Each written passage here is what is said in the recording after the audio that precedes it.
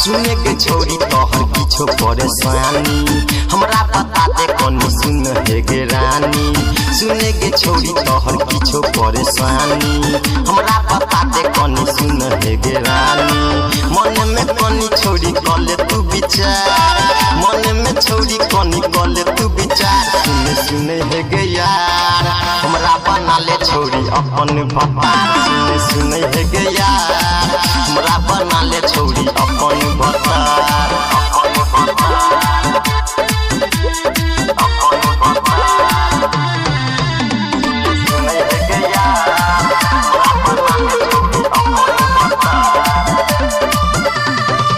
चार साल से सुने के छौरी छियो हम लागल गे।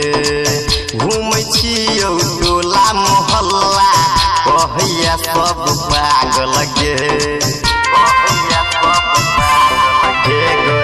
चार साल से सुने के छौरी छियो हम लागल गे।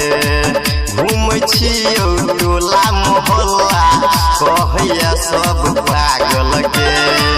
अपने छोड़ी तू कराबे इंतजार, अपने छोड़ी तू कराबे इंतजार। सुने सुने हे गे यार हमरा बना ले छोड़ी अपन भतार। सुने सुने हे गे यार हमरा बना ले छोड़ी अपन भतार। बुझे छी न गे अपन भतार, अपन भतार।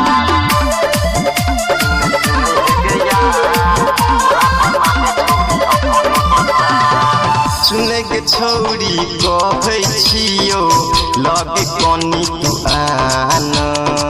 कहै छो तोरा सुने के छौरिया बात दीपू दीवाना।